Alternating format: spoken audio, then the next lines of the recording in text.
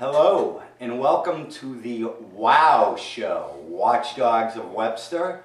My name is Greg. I am your host / moderator for the time being. This is a new show. This is the first show of hopefully many more to come. And the main focus of this show is to identify, talk about, and potentially come to some rectification of some of the issues going on in the town of Webster, Massachusetts. We will be having maybe some of the same guests, maybe we'll be having new guests. There will be various topics, and as of right now, it is only going to be once a month. At this time, I would like to welcome our first guest to our first show. He is a Webster Town resident, owner and operator of Robert J. Miller Funeral Home, and former BOS member, Mr. Robert J. Miller. Thank you, sir. Thanks, Greg. Appreciate it. Anytime. Thank you for taking the time to speak with us here on the WOW Show, and thank you for letting us into your beautiful home, by the way. That's my wife's house. Well, listen, you know, we're going to try to keep this to an hour show, and the format of it hasn't really been decided yet. So for the first show, what I'd like to do is talk about 3 different topics. First of all, I want to get a little background from Mr. Miller on him being a member of the BOS, because to be honest with you, I'm dumbfounded when it comes to politics. I follow it a little bit and I understand it to an extent, but I don't think, at least for myself, I can't speak for anybody else, I don't think any of us really know the inner workings of how it all works once you're on the Board of Selectmen.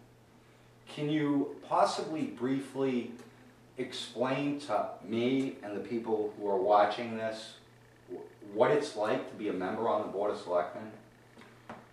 Well, number one, you have to enjoy the challenge. And I say sometimes it's a challenge, sometimes it's a privilege, and actually it's always been a privilege and an honor for me. But the packets that are given to us on a bi-weekly, every other week basis consists of matters that have come before the town or are going before the town. You got to remember also that the 5 board, there's 5 of us, as you know. So regardless of who sits in what chair, it doesn't matter if you're chairman, vice chairman, or the secretary, or what have you. You've all been elected by the voters, and you're only 20% of a board. So you don't have, if you're chairman, for example, you don't have 25% or 21% and the other people have 18%. No, it's 20%. And you all have to come to a conclusion and a vote if there is a decision that has to be made that particular evening. If it isn't, excuse me, if it isn't tabled, for example, we've had water and sewer issues over the past. We've had other different situations. The opiate situation in town, there was a controversy on that. Or you have, which is right behind me, you have the lake situation, which has been a gigantic controversy for the last couple of years. These are things that I have always tried to get all 5 board members involved, and that's my record. I never tried to be the boss or any of that. I'm the boss of my own business. That's it. I come home, my wife is the boss. That's the way it is, and I've accepted that. But the idea of it is, even if we come in from different directions, all 5 of us, what we're trying to do is get to a center point of agreement, which is better for the folks that are out there, all the residents, all of the voters. This is what we try to do. This is what I hope that we try to do, or what I tried to do at that particular stage. And and personally, we all have different ideas as how we're going to get to that center point.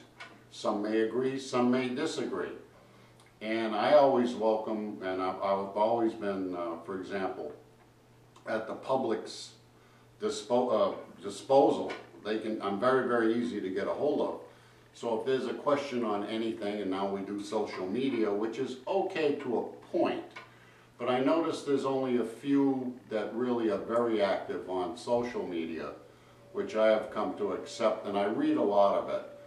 But the thing is, I like to be face to face with somebody if there's a problem or they have a situation. If any of us, if it's in the Board of Selectmen's power to do so under the charter or the bylaws, we can either try to fix it, we can refer you to a certain department. For example, if you have a water issue, even though the Board of Selectmen are the Water and Sewer Commissioners, if you have a water problem, I had a public hearing on it. We had roughly 160-ish people on that. Was it solved right away? No. Is it going, there is something in, as a matter of fact, that will be instituted very shortly, I hope, is to try to correct this long-term problem that's been neglected for years, which is the town water service. And I'm very happy to think that at least I got the ball rolling on it, and we did get quite a few people involved in that public hearing. Is it still going on? Yes. Does Webster have problems? Yes. Are they going to be remedied? Yes. It will take time, but for those, all of us, I have both town water and well water at this particular location. My business and some of our other properties have just strictly town water, and there's nothing worse than putting on your faucet and it comes out brown. And I don't care what the excuse is. Somebody will say, well, it's a fire or that well was being repaired. I think it's called communication. If you're the Water and Sewer Commissioners, like the Board of Selectmen, regardless of who's sitting there, they should be notified first that if, say, for example, well 3 is shut down temporarily to be upgraded or what have you, and well 1 kicks in, then the water crosses back to another source. That's when you have more sediment that comes into your home and your pipes. And then again, that becomes a costly thing for the water users. For example, your screens that are in your faucets, your water heaters, as an example. And suppose you're just trying to wash your vehicle.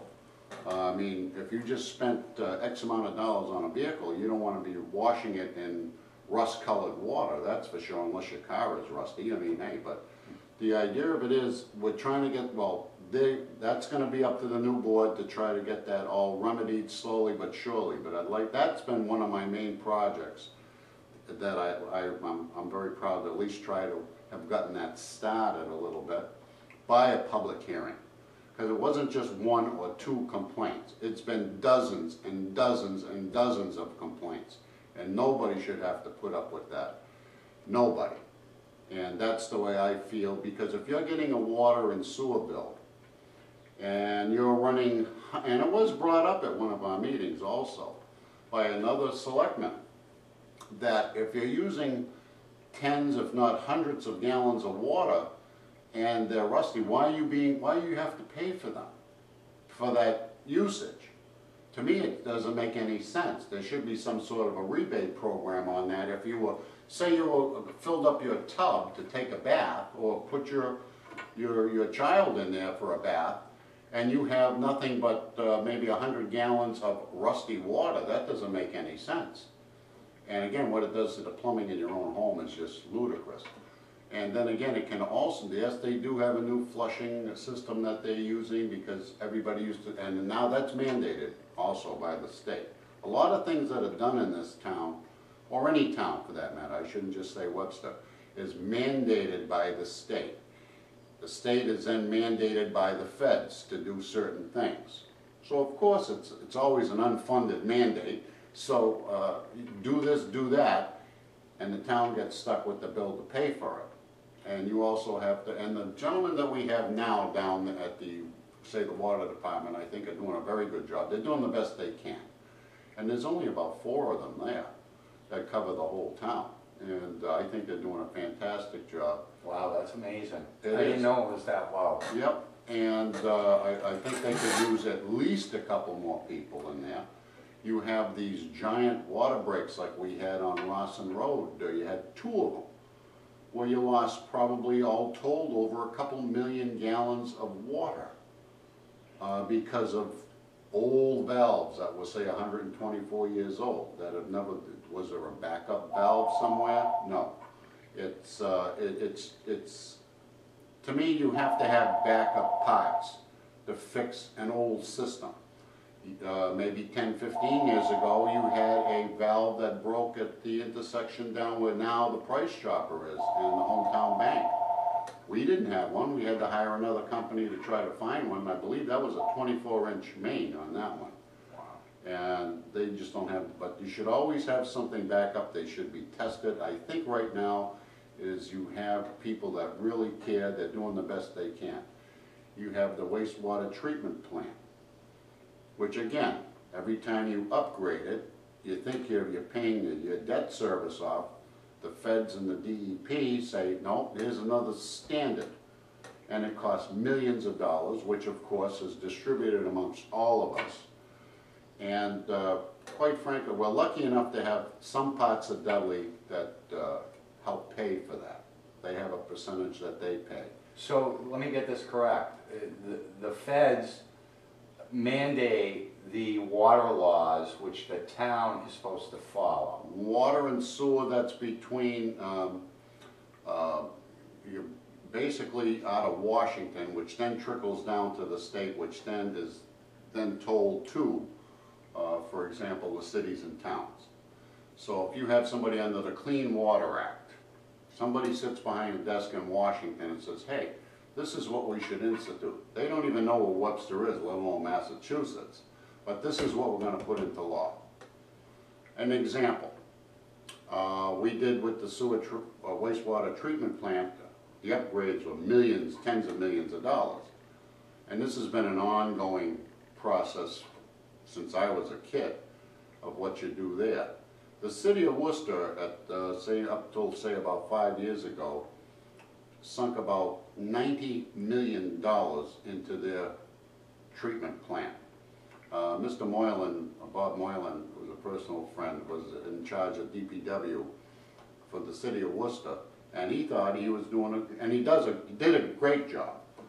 And at that time, I called into one of my old friends, and my idols is Jordan Levy, and I called into his show, and I talked with Jordan on it briefly, and for the next week he was just out of his mind, not because he's a crazy person, he's a very intelligent person, but he was not aware that this would now cost the city an extra almost $270 million to comply with the state and the federal mandates. And I said, Jordan, this is the way it is.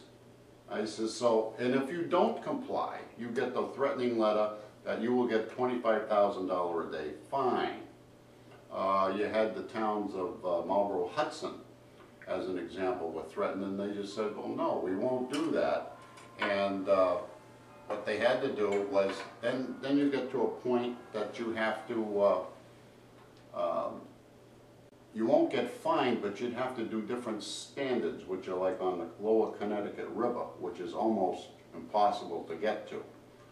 So I had asked the question when we had all of our engineers, when we do that sort of thing, and we're spending all of these millions and millions of dollars, by pressing a few buttons and just making a few adjustments, and this is probably about 5, 6 years ago when I asked this gentleman, I says, what this, by just doing that, or a very minimal cost. When I say a minimal cost, I'm talking maybe just a few $1,000s.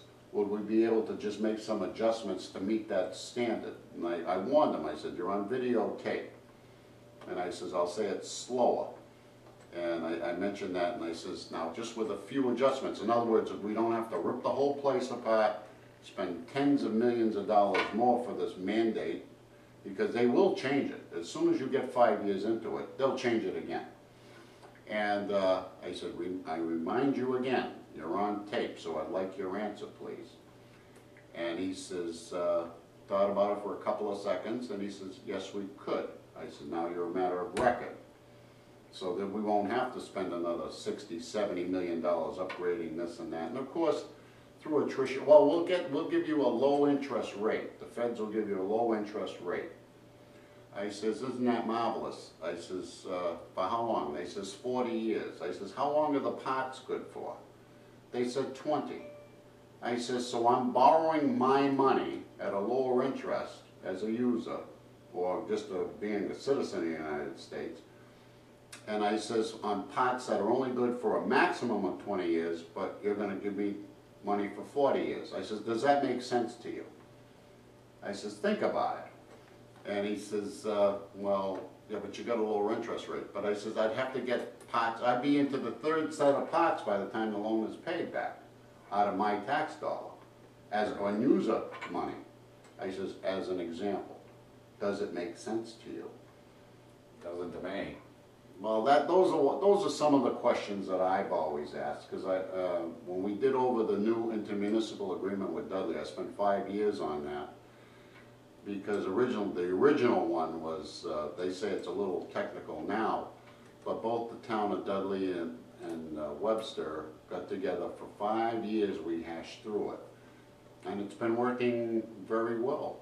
Because there was a rumor years ago that Dudley owed us $500,000 by not paying their bills. That's not true. That was a political move, and unfortunately, it was basically a wash.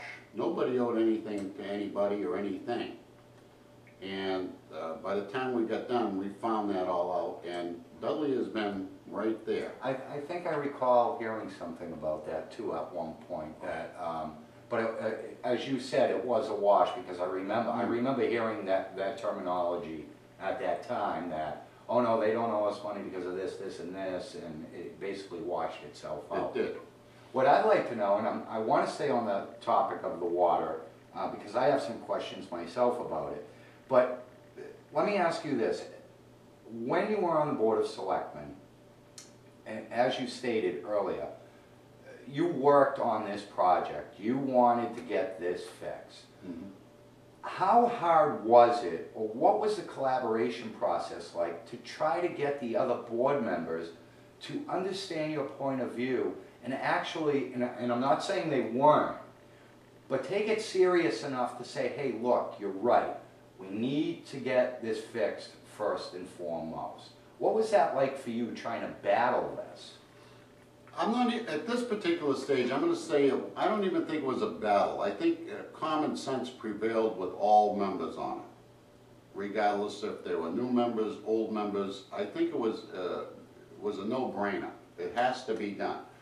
But the point was, where do you start? We've talked about lining the old pipes, which can be done. I've seen that done. Replacing some of them. The water sources. For example, you have a couple wells that are basically your main part of your water from the town of Webster right now comes from well 3, which is on Bigelow Road. Well 2 is totally shut down. Well 1, even though it is an engineering masterpiece of the 1890s, and it is something, and they've been trying to clean up this and that and fix this and clarifier and so forth and so on, still is not proper. We heard about the ducks and geese with the standing wells, and we had to replace all of that.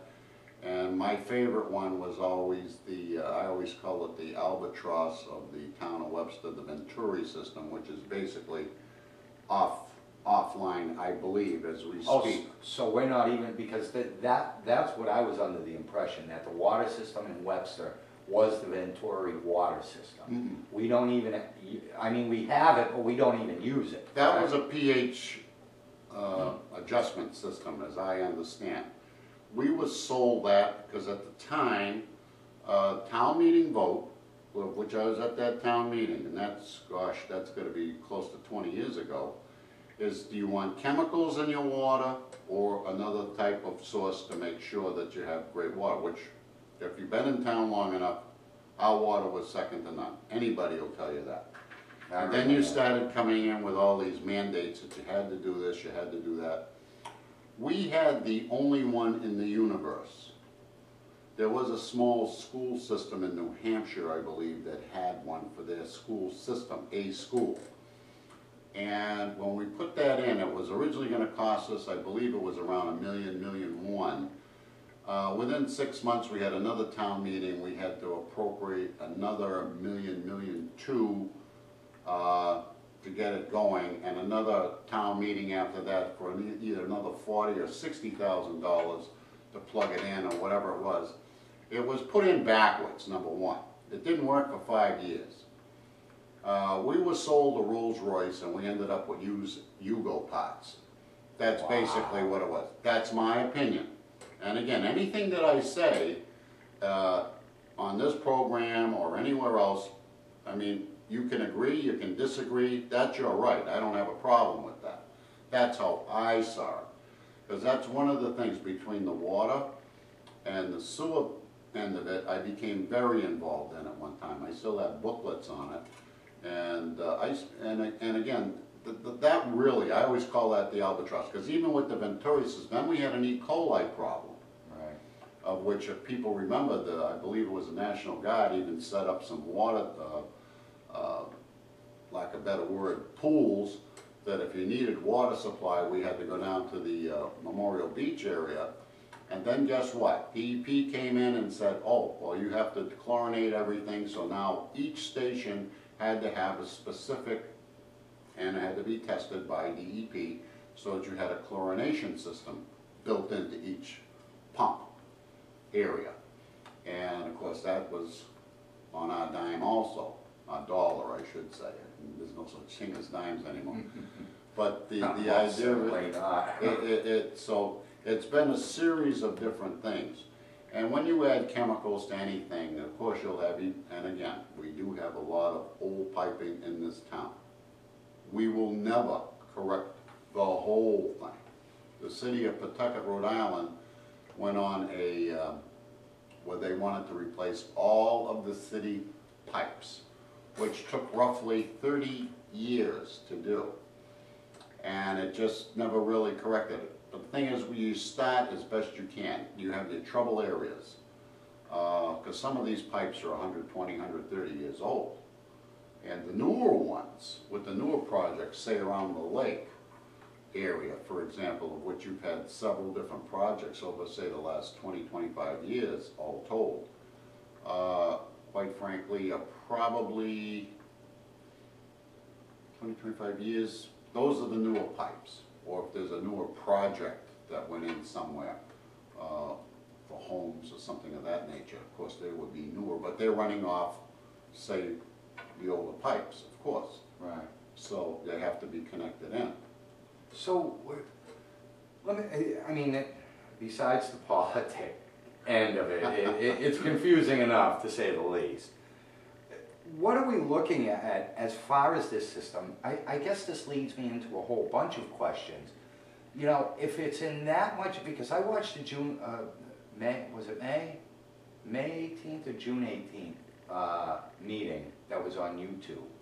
And they had the water department head there, and he basically told them they had valves that were no good, there are hydrants that are in, I mean, I even went to the town admin, the former town admin, because I was upset as a taxpayer and a resident. My father's elderly, and I went in there to talk to him, and you know, I have a question as far as when they started, before they started all this recent building, what was the water system like at that time?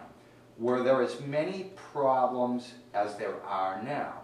And I approached him and basically asked him, do you think that with all this major earth moving, all this building, all this demolishing in this town, because it's such an, quote, old system that we're running, could it have moved it in some aspects or even compromised the system itself? And he said that's a very good theory. Now my question is, before all this building started and before the problems started happening, did the town bring in engineers knowing that all this building was going to take place to reassure not only the residents and the taxpayers but themselves that nothing would happen to this system? I'm I'm not gonna try to play devil's advocate or just plain stupid on this. I don't believe any engineers on any impact study was done as far as that goes, as far as construction or demolition for that matter. I don't believe so. Of course, I've always had my own theory, like even the standing wells down at well 1, where years ago, here we go, we talk about history again, is when you, Okay, the standing pipe. my theory has always been, and again, I brought this up to the water consultant at that time, Mr. Krause, of which I had a lot of respect for. The man's a genius. My opinion, he really is. And anybody that has ever talked to him, if there was a complaint, he took the time to explain to you what was going on. But he was absolutely right. If it was that gentleman that was there at that meeting, I didn't see that meeting.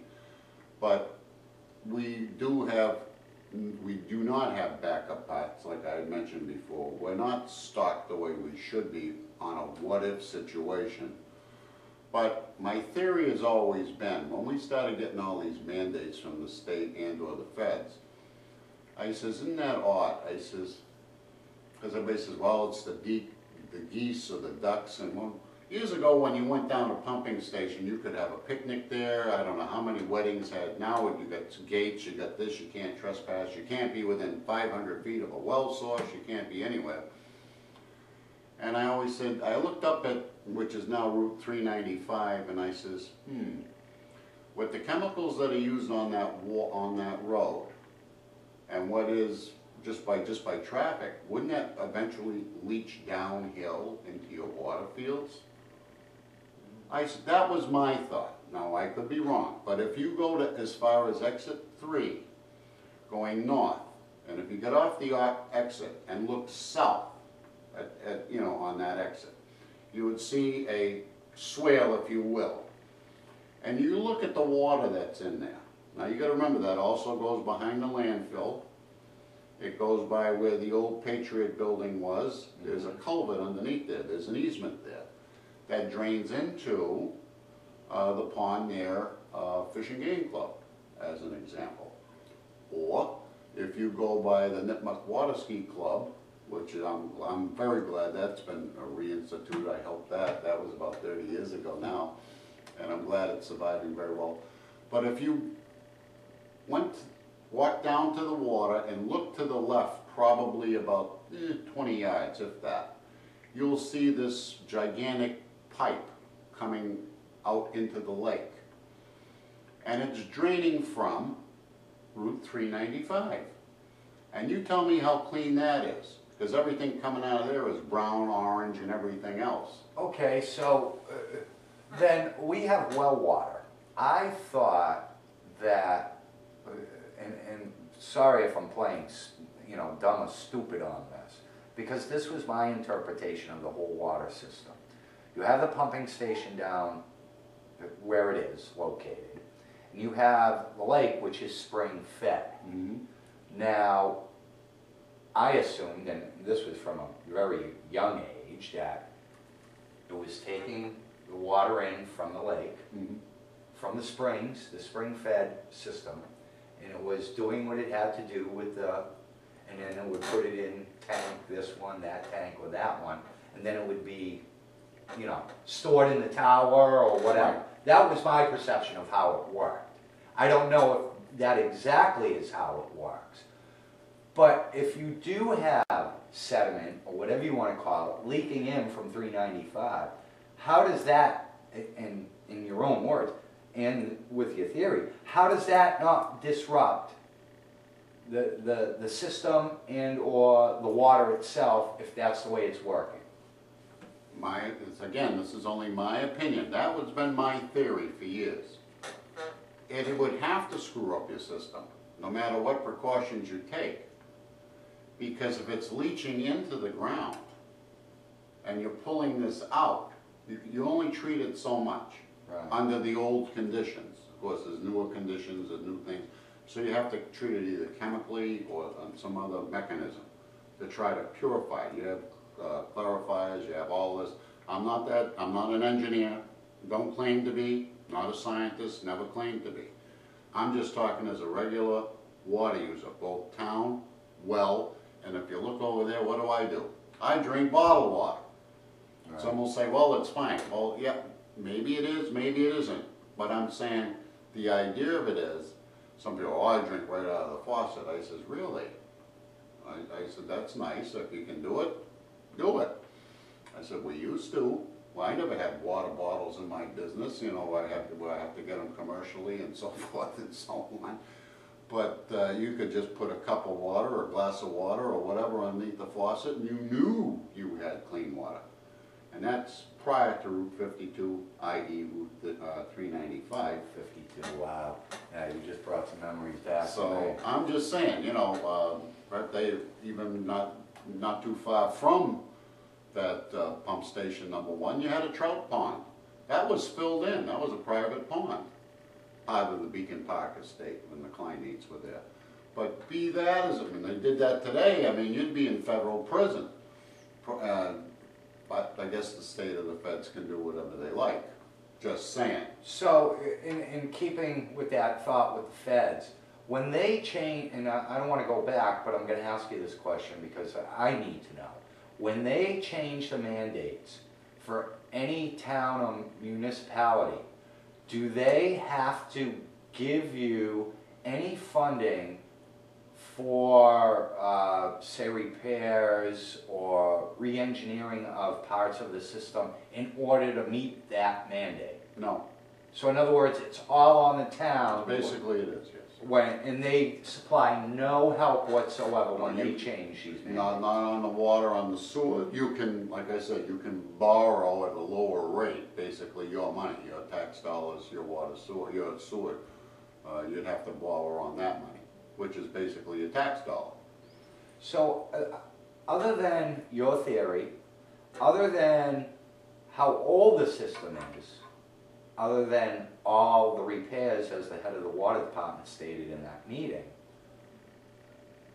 I can see where it's gone down over time. And that's okay because you know what, nothing lasts, it's from use and nothing lasts forever. Exactly. But why didn't they look at this stuff, or why hasn't anybody looked at this stuff and basically said, okay, we need to do something, and we need to do something quick about this? Because although right now, and I knock on wood and I use that term loosely, it seemed to be pretty good. But it happened this way before too. After everything, you know, after everybody was complaining and then it seemed like they got a handle on it, it came back. If all these parts are broken, these valves, I can't understand why, do they not make these parts anymore? Can they be custom made? I mean, what's it take to find out what parts are down and how does the town get them here? And where does the funding come from it? The basic funding will either come out of the enterprise account, or it would have to be a borrowing article. As far as the parts themselves, some are obsolete. Let's face it, some of them are probably over 100 years old. Some would have to be retooled. The thing is, you still have to have, and I'm going to have to say this right now, with the folks that you have there now, and they're getting on a rigorous program, they have to test these things a few times a year now. I think that was neglect for many, many years. Things went untested, so that if something did go or was ready to go, nobody knew. Because if it wasn't tested, guess what? If it ain't broke, don't fix it. Right. You know? No, and I understand that to a certain... But you still have to test some of this archaic stuff that we still have. I mean, especially in retrospect or in the perspective for the residents and the taxpayers. Because, I mean, I believe, in my own personal opinion, now that this is all transpired, it seems just like more of icing on the cake with all the issues that are going on in town.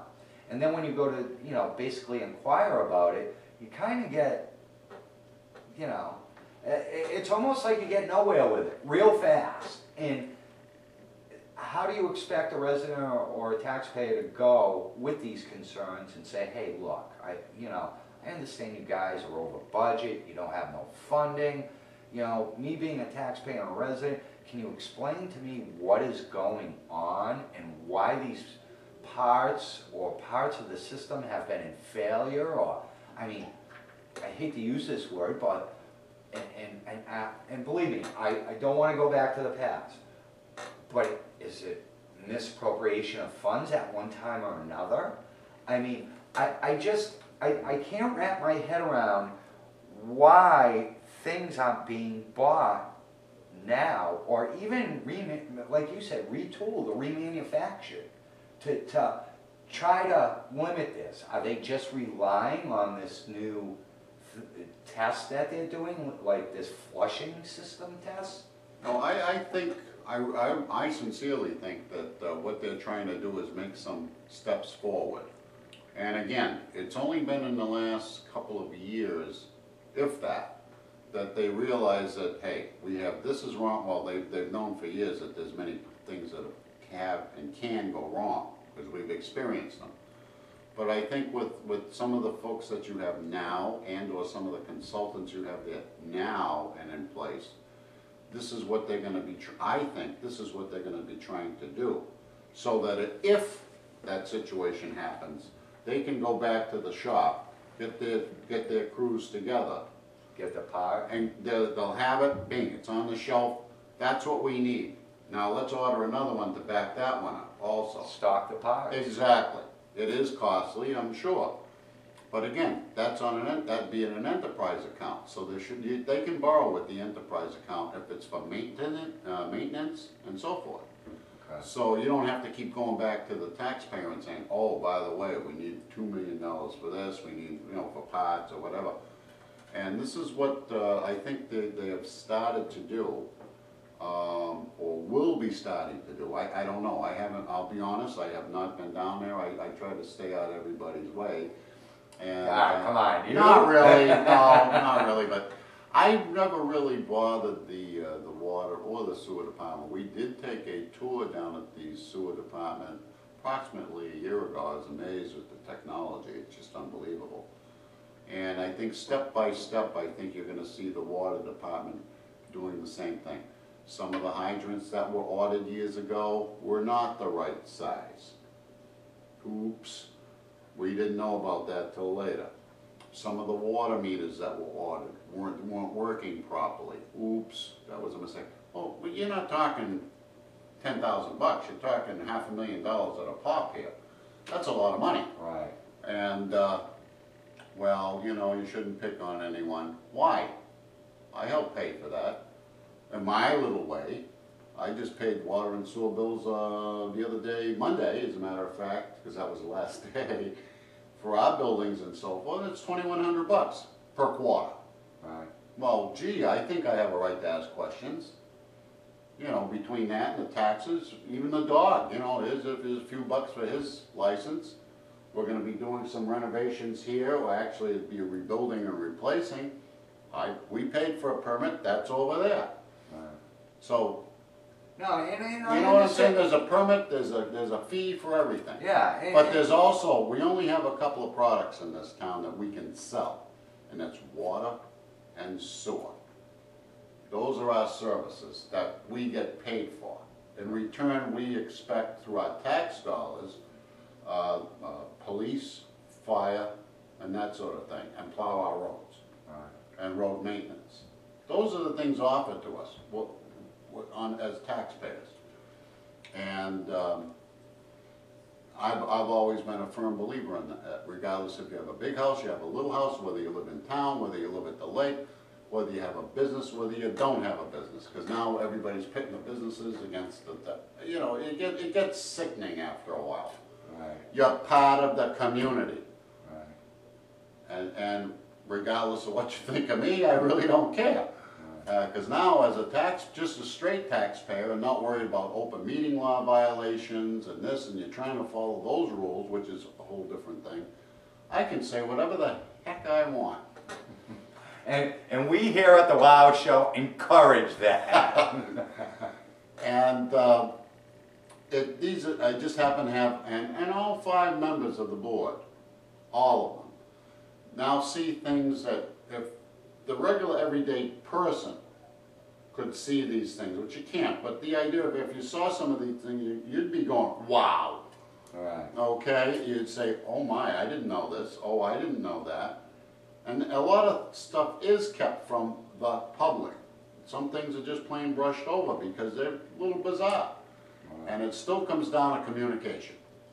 That's been a big problem in this town, whether it comes to a day of voting, whether it comes to overrides, whether it comes to different problems, or an administrator or not, or whatever. Or bookkeeping, I think we've done a pretty good job on that in town. The financial team is, I'm switching a little bit here, but the financial team has done a fantastic job to trying to keep us afloat. Okay. And quite frankly, with the knowledge that they have and the expertise, and what sometimes we were told,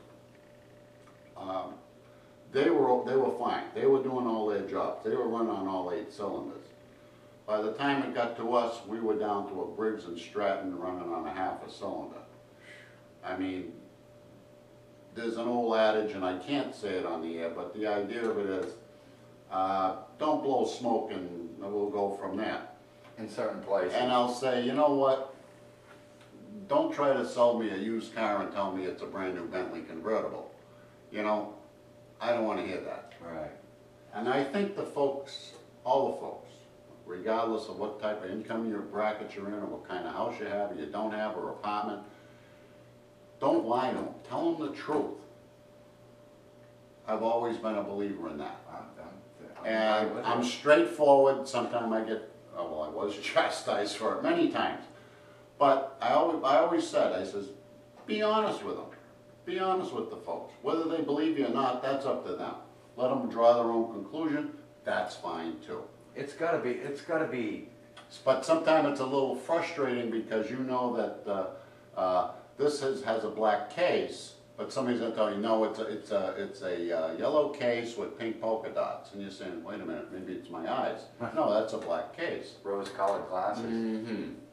It's gotta be. It had to be difficult for you because I mean, I'm a lot like you, and I can tell you're very passionate in what you believe in and in your views and morals, standards, values, whatever you want to call them. It had to be pretty hard in some instances sitting in one of those positions, and although you want to open your mouth and say something right off the top of your head, you got to sit there and basically draw blood from your tongue because you don't want to say too much. It's got to be very difficult, especially being a taxpayer and a resident. Me, myself, I'd probably be walking out of every meeting because I don't want to hear it, you know? There were times I always wish we had a 3 to 5 second delay. But you have to try it. Well, there's times in the old days, quite frankly, I'd flip out on the air, which is probably not the right thing to do. And when I did get in last time, I says I'd turn it down a few notches, which I did. I only flipped out once, and that was on the administrator, the former administrator, and under just what I thought was just. I don't like being talked over, and I don't like to be made a fool of. I can do that by myself. I'm a professional. I don't need any help. Can't we all? You know, if I need a lambasting, I can just come home, and my wife will tell me exactly where I stand or don't stand, or sit or don't sit. And that's okay. That's but awesome. Do not lie to the folks that are paying your salary, quite frankly, and tell them again, you talk about the rose-colored glasses or the green-colored glasses or whatever. I don't believe in that. Be honest with them. And that's the other thing, you know, listen, we all make mistakes. Absolutely. We're human. Like you were suggesting, you know, they bought the wrong fire hydrants. They were expensive, but they made a mistake. If you made a mistake, admit to it, accept it, and let's move forward. The more you put stuff on top of stuff, you're just covering up and you're making it look worse in the long run. You know, I try to be forthright and as honest as possible, whether people like it or not. I think you and I are kind of from the same mold in some aspects. I don't like being talked over or down to. I think it's very rude. I try to have respect for each and every person.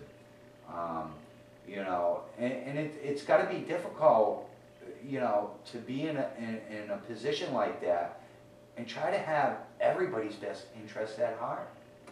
Well, my theory has always been this, I learned this a long time ago. You're a hero one day and a zero the next, regardless of what your view is. And you might be right, and believe me, I've done some wrong votes. Guilty as charged.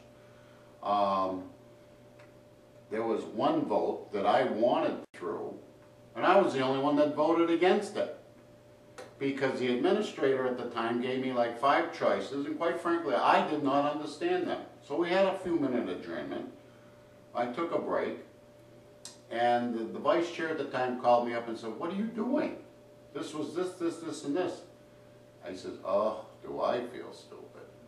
So I had to go back into the room, and I always tell this story, and I says, you know, I wish to apologize to everybody, and I wish to apologize to the board. I says, for my stupidity. I says, I misunderstood the question, and I says, if it's possible, I'd like a reconsideration from the board of a vote. I'd like a motion, please. And there was a second, and we voted, and it was all unanimous. And it saved the town $100,000, needless to say. They had to spend a few bucks, but that'll be over a period of time, that'll all be repaid like 4 times over.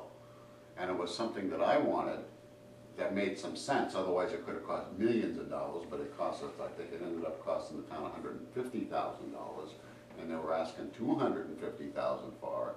And I was doing negotiations behind the scene with an attorney and so forth. Not the town, was at no cost to the town outside of buying that particular property. And it worked out fine. Otherwise, with other alternatives, it would have cost millions of dollars. And I'm saying, oh, I felt so stupid. And again, sometimes if you do a vote and it's going to be like right then and there, and you really haven't digested the whole, you might get 50 pages of something in front of you. I'm not Evelyn Wood's kid. I can't do speed reading. Sorry. Right. So you're looking at a few things. I'm lucky enough to memorize quite a bit. Very, very fortunate that way. I'm not the brightest light bulb in them all. I'll give you that 12 days a week, so I can count. But the idea, I'm a Webster school, well, until they asked me to leave. I was part of the Webster school system as a student, not a teacher. The only best part I had was last Thursday, and I love to skip around. I was asked by my oldest granddaughter to go to the middle school as a guest speaker on the history of the town of Webster, some different portions. And they had 2 classes there, Ms. Franek and Ms. Canoia. They combined the classes, and the hour went by like 15 seconds. It was unbelievable. Right. And every kid had a question. And I hope I answered them right. I think I did. They had their questions, they had pictures, and I enjoyed it thoroughly. And I think they did too. I got a lot of little thank you notes and cards and so forth.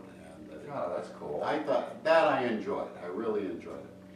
Because they were asking, well, where did you go to school? So I brought in my 1961. It was the last year of the School Street School, which was on the cover. Oh, wow. That's when they opened the, was Park Ave. It was the intermediate school in 1961. And I said, I happen to have this is a picture of where I went to school. I had had all the 6th grades in that school building, which is now the fire station. Right, right. And all the kids and the teachers and so forth and so on. I said, see, so you guys got it pretty good. And I said, next year the 3rd graders will be at Park Ave School because they're going to change the basis around on that. And I'm going, But it was pretty neat, and I enjoyed that. Times have changed. Oh, they have. And you can't live in what you did 40, 50, 30, 20, depending on your age, how many years ago. But you still have to my belief was always, you have to have a history base to know why you got to this point, or how you got to this point. Right. If you didn't have any history, guess what? Right. You're not going to survive. I believe that. You got to get to some point, and that's what I always enjoy doing with the board. And because today everything is digital and computers. Oh, yeah, and Which I like too, but unfortunately, I'm not, my granddaughters are smarter than Yeah, I but am at there that. could be a lot of miscommunication through those Ooh, outlets, a Yes, lot of there is. major. There is. I've read a lot of different things. You know, people could, you know, because you can't, some people try to maybe read into, you know, what was said or whatever, a little more, the way it was put, and it can be very confusing. That's why when I say something, I try to reiterate and say, listen, I was trying to make this point, I apologize, blah, blah, blah, whatever, you know. But there's also a lot of misinformation that I've read. Exactly. And I just look at it, I don't respond as a rule. Very, very, very, especially lately, I don't want people to say, well, just because he's not in there, so it's all sour grapes. No, I've won, I've lost. Hey, I've moved on. Right. I was fine by 2 o'clock the following morning when I picked up my last sign and says, you know what?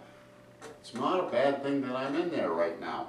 That's right. You have the override vote, you have the tax issues, you have this, you have that. But I'm lucky enough to be on the ADA committee, which I enjoy, which is something new in town that we're gonna try to get that I going. just heard something about that too. Maybe we'll do a show on that. And at some I point. think Anne Marie and Lori and Sparkles and, you know, that's on that committee, and myself, little by little, I think we're gonna try to get that going. We've had a few inquiries on that. We need some new members too. And I've been chosen on the new town administrator search committee by the moderator. Very pleased to do that. And there's 9 of us, and I think we're gonna do, all of us will do a great job on it. And I'm looking forward to that. We just had one meeting, and I think we have our act together, and we'll have another meeting shortly. And it's all volunteer, it doesn't cost the town a penny. And we'll be doing that and doing it by our stages and the steps, proper procedure, and that's what we'll be doing. And, you know, there's a lot of good things that have been done. Some people may agree or disagree. And some things are out of the town's scope, that the town has nothing to do with it, even though it's on town property, so to speak. Right. It's either grant money, or it's a state-funded thing, or it's this or that, and they almost dictate what you have. This is the design. Does it make any sense to you? No. No. You know, you got all this beautiful granite, you got this, you got that, and you got, you know, you're in New England. What do you do when it snows? You know, come on, you can't plow, you know, without ruining a good plow blade unless you have the proper equipment. Right. I mean, come on. You know, looks pretty when the roads are dry, Right. but otherwise it's a nightmare. And then if you have the winter from hell like we just had, I know. where do you put all this stuff? On the new sidewalks or what? But it looks so pretty. You know, and then the trees will get bigger, and then they'll start to dig up the sidewalks and the roads and everything, and then, well, we gotta take those down. Right. You know, or, oh, that tree died, but, well, how come that was planted in memory of somebody? And where was this thing? And you just go, you know what? Yeah. I'm glad I'm not there at this particular stage. I don't have to answer that question. Well, listen, I just, we're running over a little bit, but I wanted to touch on another topic real quick. But just to close out this segment, in your own opinion, what do you think, or other than your theory, and you could include your theory, other than what you think and your theory, what do you think has contributed to these water issues in town? And what direction, where do we need to start as residents and or administrators to start to try to get this fixed? In other words, do you think we should go to the extreme of scrapping the whole water system and building it from scratch? Or do you think we should go in, like you mentioned earlier, with liners, reline them? I mean, and do you think that's going to be an enormous amount of money that the taxpayers and or residents are going to have to absorb? Well, they threw, before I left, they had a couple of different theories. Uh-oh, here comes the boss. Hi, how you doing? And notice I saluted. But the idea of it is, it could be costly, because half of the cost was if they had to put in a town filtration system. That was probably half of the cost. They're not saying that they will or would, but they could do that. And if they do that, that's like I said, I think if there was and I don't quote me on this, but if it say it went to 8 or 10 or 12 million dollars for repairs and get a filtration, get that online, half of it will be just a plain filtration system. As far as the pipes, I think that's the way to go. Quite frankly, it's been tossed around for years to get another water source. We did try that. We spent a lot of money across from the Fish and Game. The state came and said, but it's not producing enough gallons per minute, so scrap that. Well, what will we reimburse? Will we reimburse? No. There's been talk, I think, if I recall that properly, to do something again in conjunction with well number 3 on Bigelow Road, since that seems to be our best source. And that one's going about 21 hours a day, that pump there. And it's doing what it's supposed to do. And if there was another source close to that could produce and go through the town, would be fantastic. I know there was a time, I'm talking many years ago now, maybe 10, 15 years ago, somebody said, why don't we get something down toward the lakeside area? Again, it's hit or miss, because you have to have a minimum of a 500-foot perimeter around you where there's nothing. And you say, well, we could put it on an outskirt or whatever. If it costs you a couple $1 million just to say, maybe it will be there, maybe it won't, do you really want to pay that price?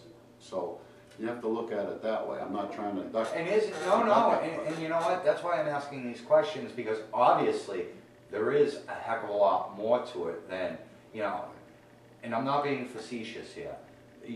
I understand it takes money to do some of this stuff. I understand, big money at that. But there's got to be a point where you got to say, okay, we need to attack this. We need to start looking at the funding. We need to start searching or implementing different alternatives before this whole system goes kaput. Because if they don't even have the parts for this stuff, what are you going to do if the whole thing just... Well, what if you had a new water source? And let's just say you had a few $1 million just to pump into the new water source.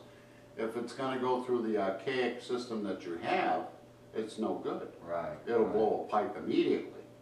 Right. And it all depends on what size of pipe, too. For example, I think we were doing a couple projects a few years ago, like say Eastern Ave, as an example. So I believe there was a fire down there years gone by. There wasn't enough water pressure. It took a few years before they finally got that project done, approved through town meeting, to finally put in new piping that they needed. Because then again, you gotta think, you have got condos and going down toward the back. That wasn't there years ago. You have new buildings and so forth and so on. Of course, you gotta have fire protection, and of course you have to have water in your home.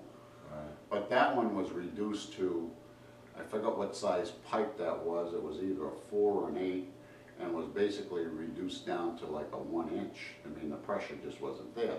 And Eastern Ave was one of the older, off the lake shore. I remember as a kid back in the 50s, yes, I am that old, when they did all that on Lake Street, when they dug up for water and sewer. That's when they, that was around 1955, 57, somewhere in there. And that's when the town did it all, because they had steam shovels and and all that. And I remember them rebuilding everything by hand and putting that all in. Of course, it's all different now. Well, we have different materials now too. Well, I don't want to get into it, but I heard a story about what the heck was it? Something about water coming down from the higher athletic and the lower athletic, going down into Goddard Street. There's a little channel down there, and it goes into a house. I don't know if it's a leach field or what, but do you know what I'm talking about? Yeah, that's been there since I was a young one. That would go across Goddard Street, actually went underneath. Right. And it went all the way over to Granite Street. Granite Street. Yeah. Because there's a drain down, like if you go on because my parents knew somebody who lived in that specific building on Goddard Street. And as Yep. kids, we used to cut through There there. was a field, a little bit of a field there. not- Right, right. But there is Went now through. a drain Yeah, down there. that was done several years back, that was all done Right, over, because that little pond, well, it became a pond. right, right. It was like, well, you had even off Maple Street on Elm Street. You have water running underneath Main Street. Oh, I believe it, yeah. You really do. Yeah, because the French River is, I mean, I'm You not saying go- it's because of the French River, but it's so You- close. You have it that went under the old Bartlett gym. You had it that run into, it still does, under the old Jocelyn House garage. Oh, yeah, And that was, people don't realize all of that, right. you know? Okay. So, all right, well, yeah, I think this has been interesting to say the least, and I found it to be very informative in many aspects. And I guess, you know, before we let Mr. Miller go, I just want to touch upon the override from Monday night for a second and ask him his opinion on it and what he thought of, well, listen, I'm not going to mention it to single anybody out or anything like that.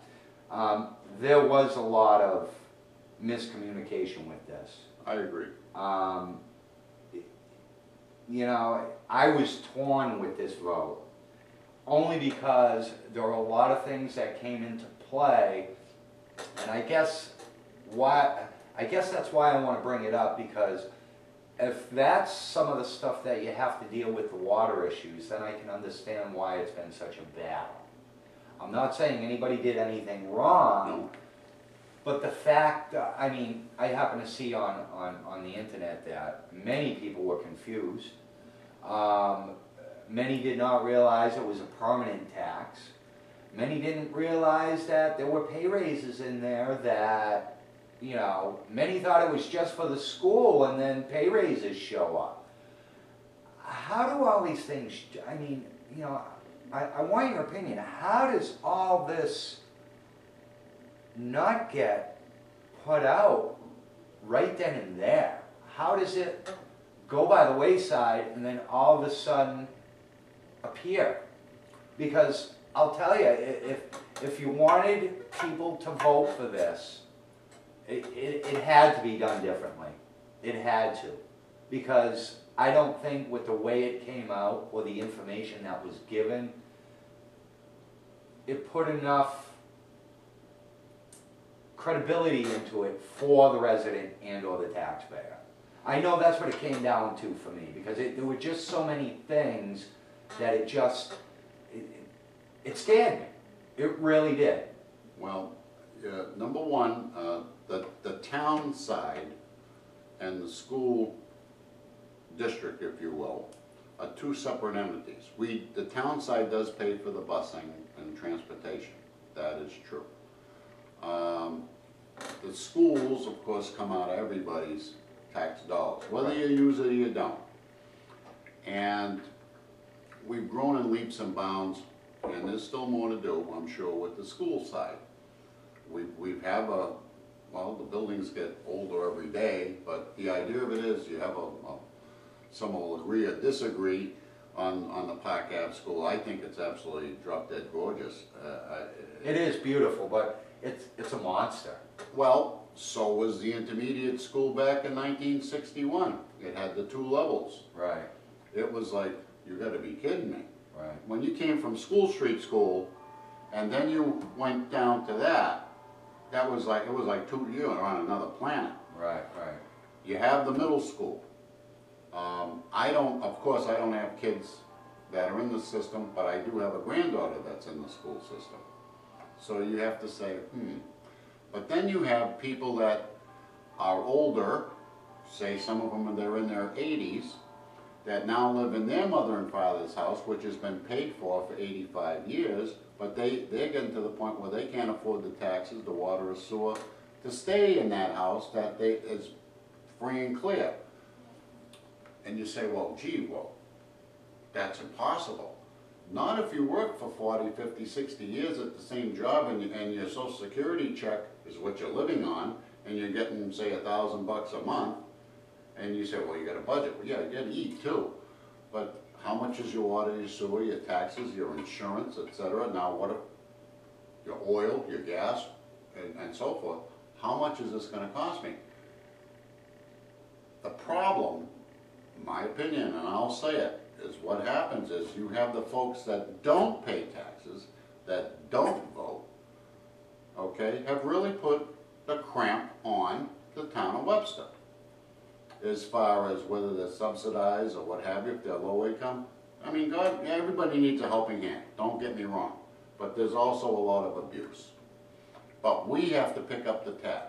So if you have a 60% where a free lunch program, for example, that's being taken advantage of, wisely, because the kids gotta eat. Right. If they can't get it at home, they gotta get it there. And I'm not picking on folks that don't have the means. Maybe they're folks that have tried and tried and tried. I don't know. I don't really have those statistics. And I'm not picking on any certain area of town, because it's all over town. Right. And in every town, I should say also. Right. Webster's not unique when it comes to that, or drugs, or any of that sort of thing. This has been going on for years. Oh, yeah, I mean. So, I think anybody and everybody agreed to that. But, so, the thing is, to do that, to which, if, I just bought, say you bought a house. Of course, they'll always ask, well, gee, what's the schools like? That's always one of the big things. Oh, they're great. Have they grown? Have they been better? My opinion, yes. I think you have a great superintendent. She's fantastic as far as I'm concerned. She earns every penny that she makes. She makes more than the administrator. And I just want to be And clarify on that. It wasn't all the pay raises that I was against. I believe some people deserve a raise. There are hard workers. I've never ever disallowed or disproved or however you want to call it, the ability of somebody's work ethic. I can tell who works and who doesn't. She, that's just with her. Now, whether you go into any city or town, I don't care where you are, the superintendent of that system is going to make more than the manager or the administrator or the police chief or the candlestick maker or the funeral director, for that matter. That's true. And that's wherever you go. The highest paid person is usually the superintendent of schools of any particular district. You couldn't pay me that kind of money. That would be half the pay, in my opinion, to try to think of all the different mandates, the different mandates that she or any superintendent has to put up with. Some people say, that's just a smokescreen. I don't believe that. I really don't. Because if you've ever sat down and talked with, say, this particular point, it's Dr. Malkus, Barbara Malkus, I think she's doing the best she can with what she has. She knows that, we know that. If people could talk one, and you can. Right now she's having a little bit of a setback. She'll get back and she'll be right back in there. But I've taken the time to talk to her, and I have a lot of respect for her. She knows what she's doing. She knows this law, this mandate, that mandate. What's this? Where are you going to get that money? Where can you get this money? She knows that. Right. And if she doesn't, I'd be amazed, because she's not just pulling answers out of the air. Right. She knows her stuff. We're all concerned about kids, or in my case, grandchildren. You want the best for them. Our generation is like, say, our parents, they wanted to give us better than what they had, and on and on and on. The thing is, it's not just that override. It's what's coming down on the police station, the library, or anything else that's coming, the fire station. You know, we got to kick in with this new school. So as far as taxes, so where's it going to end? Is it $2 million going to be a Band-Aid till next year? I'm just throwing that out. I don't have the right answer for this. Will you have to next year say, well, gee, we might need another $3 million for, regardless of how you split up the pie, doesn't much matter. The idea of it is, well, we need $3 million next year, add to the tax base. And the year after that, you'll need another couple $1,000,000. And this is just to stay afloat, because you have contractual issues. You also have, of course, your maintenance issues. That's why even when they did the police station, I was on that committee to begin with. I've been on 3 of them. And I says, has anyone ever figured out what it's going to cost? And I says, exaggerate it, to maintain that building. I says, figure it in. And they just looked at me like I was a lunatic. And I says, well, if we have... We won't go there. I don't care. No, I'm just kidding. To me, it doesn't matter. No, I am. But the idea of it is, I says, because after the Fells Foundation for 20 years, and we had took a note for 20 years, you have 10 years, which is $2 million. You'll keep getting up to that point.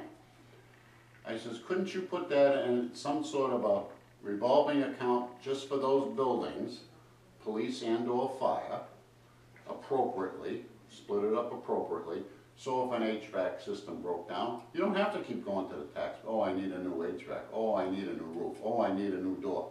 You'd have this money. It's almost like a perpetual care account that would maintain these buildings for as long as we're around and then some. Right.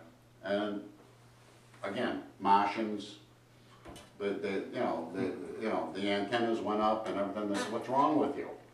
I said, well, think about it. We always get blamed for not maintaining our buildings. Hello, we patch them up, we Band-Aid them, we duct tape them. Now we have Gorilla Glue, so we can do away with that the stuff illness. works great, by It the way. does. But the idea of it is, I said, and I learned this from the state. When they did a new building, as an example, over on Albany Street, they moved probably 2 blocks.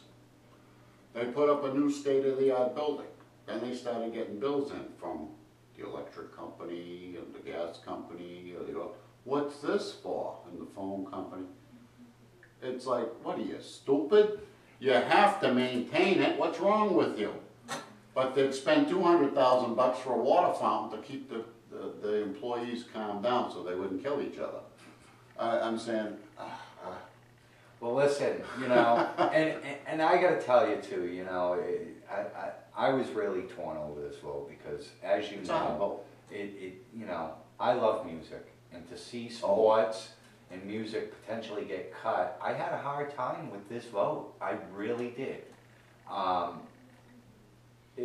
It's tough when you got to make a stand in certain areas for the better of the whole. You know, it's never good, but from it's funny because from certain statements stick in my head, and when I first started training in the martial arts, my sensei used to tell me, change is healthy. I think it builds character. I think in order to move ahead, you have to experience some of the bad things because that's what's going to make you stronger. Now, last night at dinner, it's funny. On that note, I sat down with my father and I just happened to ask him, Dad, what was it like when you went to school in Webster? He goes, you want to know something? I went to Webster Public Schools. We had 3 sports programs, basketball, football, and baseball. That was it. And he didn't even believe there were any girls' sports programs at that time. He wasn't sure on it. He wasn't sure on it. There were no, I believe, music, art, foreign language classes, or anything that the kids today have. I think even archery. Maybe archery. Maybe. But you see my point here? It's not that we're depriving these kids. I think, even when, and I thought we had a lot when I went to school. But I gotta be honest with you, I think the kids today have as you would say, a hell of a lot more than you, I, or my father ever did. Not that I wouldn't give to another project, but I think we need to pull the reins on it a little bit, slow it down, and work on these other issues together as a town, as a community. Because there are a lot of upset people out there. Oh, yeah. For many reasons, not just with the override, the water, the beach problems. Oh, God. You know, And with that being said, I want to take the time right now to thank you, Mr. Miller, Oh, my pleasure. for coming on this first show. I would like to, we can talk, negotiate if you want to call it that, to see if you'd be interested in maybe doing something like this once a month. Absolutely. I enjoy it. It's fun. And again, I want to make it perfectly clear. You may not agree with me, you might say I'm 1,000% wrong. Not a problem. Right. That's my view from what I've seen from where I am with the information that I have. Correct. Also, getting back to the kids just for a second, is you want to keep the kids off the street. We understand that. So if you keep them busy, but now again, would there be a fee to keep these kids busy after school? You know what I mean? I don't know. Some Yeah, towns but do, but well, I don't know. you know I don't what? know. That's for another day. Listen, when we were kids, we didn't have half the stuff that's out there today. We didn't have the technology, we didn't have smartphones, we didn't have this, we didn't have that. You know what I used to do as a little kid? Find my own things to do. Because you were told to. No. Find something to do. Well, yeah, yes and no. I would go out in the woods and I would be in the woods all day long playing. Building forts, building, or whatever, I think because we've taught the children of today that this is like, I don't know what you want to call it, the way the world is today. Not that I'm against it, because it can be very useful in many ways, but it's how you use it, Drives me crazy. Yeah, me too. Well, that's why I turned mine down.